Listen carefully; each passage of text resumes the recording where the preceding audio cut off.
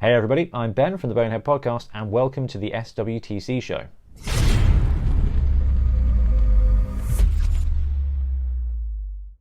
Today we're going to talk about the fourth tournament in the SWTC this season, which is the Welsh Blood Bowl Championship 2020.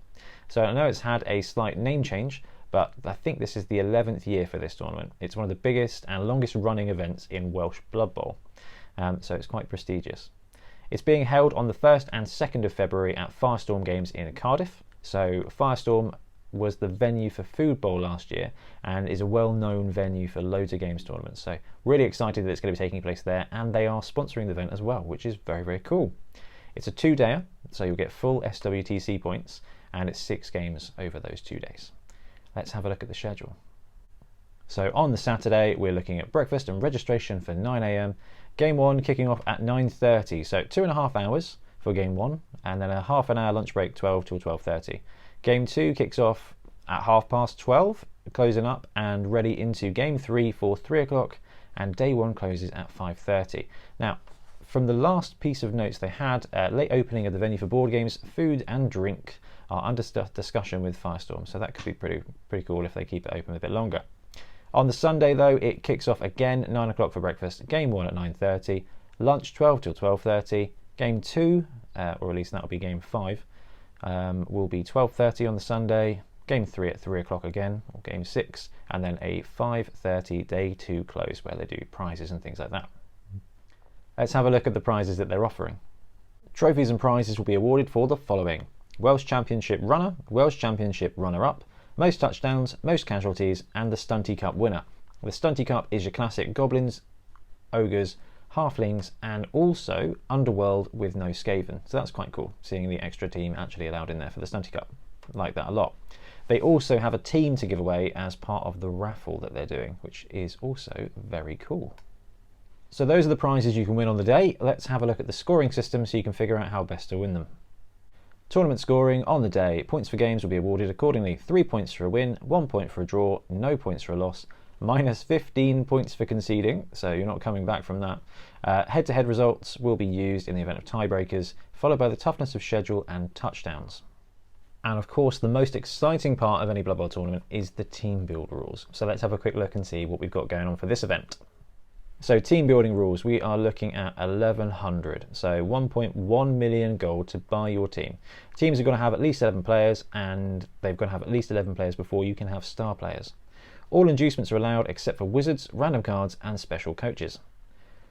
It's a resurrection format, so all players will be back to normal at the beginning of each round. And let's have a look. So they've got one little addition here, which is your team must be painted with a minimum of 3 colours and based. The models must be numbered as per the roster, and all models must be WYSIWYG, which is what you see is what you get, and proxies are not allowed. So as it is quite a busy, big tournament, they want to make sure that there's no confusion, that everything is as it looks. And now we've got the really interesting bit. So there's no tiering in this, there's no tiers, so those stunty players, if you're going for the Stunty Cup, you have to earn it proper this time. It's Blood Bowl Raw. All teams get 48 star player points to distribute to their players. So a maximum of 16 SPP per player. Doubles are allowed, but only on the second skill the player has. No additional SPP will be earned. Duplicate skills are permitted with no restriction. So normally at tournaments we'll see tier 1 get these skills, tier 2 get these skills, or some adjustment in gold. But for this one, every team gets the same, a maximum of 48 star player points to share across their team. Obviously, the limits for players are 6 for the first level up and 16 for the second. And that second can be used to give a player a double. Let's have a look at the quick breakdown of the maths to figure out how many normals and how many doubles can be taken.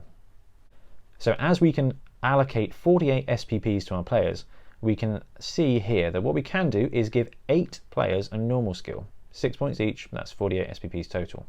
Alternatively, you can go all in on the normal double combo and give up to 3 players a normal and double. Meeting in the middle a bit, you can go for 5 normal and 1 normal double combo, or 2 normal skills and 2 normal double combos. Now obviously the doubles can be regulars, but if you want to go for 2 skills, those are the ways you can do it. So if you're looking at a Mighty Blow, Block, Claw, Minotaur for example, then the maximum you're looking at is 5 normal skills and 1 normal double. So thinking about this format, I think you're going to see the skills spread around. So the teams that do well with one skill across as many players as possible should be quite prevalent. I'm thinking Amazons and Dwarves are probably two of the best teams to give one skill to a bunch of different players.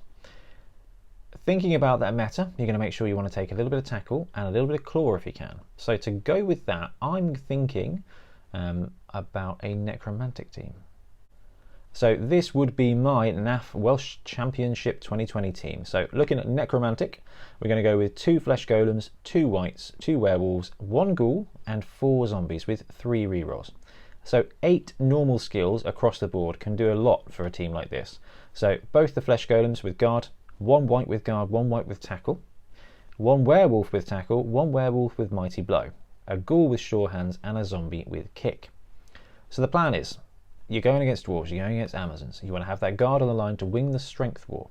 You've got 1 werewolf with mighty blow claw, who is really your cruise missile. He runs in, you've got guard wight, you've got guard on the line. He runs in and can hopefully take out one of the big players. You've got a couple of guys with tackle, so a wight with tackle and a werewolf with tackle, who can be your anti-dodge safeties basically. I'm a huge fan of a mobile guard piece in the backfield and a frenzy tackle player. So for Norse, you've got a strength 4 Ulfwarrunner. Chucking tackle on that is fantastic for taking out deep threats. So you can use that combo as a really good bit of defense. Now on offense, you've got 2 strength 4 guards and a bunch of players with some good skills. So this would be my recommendation for this team. So that would be the team I would take to this event. I think it kind of plays the meta a bit, and you make the most of having up to 8 skills on a really good team anyway. So let me know if you're going, let me know what team you're planning to take, or just let me know what team you think would do well in an environment like this. In the meantime, that's the next SWTC tournament, and the one after that, which is a week after, is Beachhead Bowl, which is the one we're running at the Bournemouth International Centre. That video will be up within the next week, and we're going to be talking about it on the podcast this weekend. So let me know if you're going to any of the SWTC events. Otherwise, I will see you soon.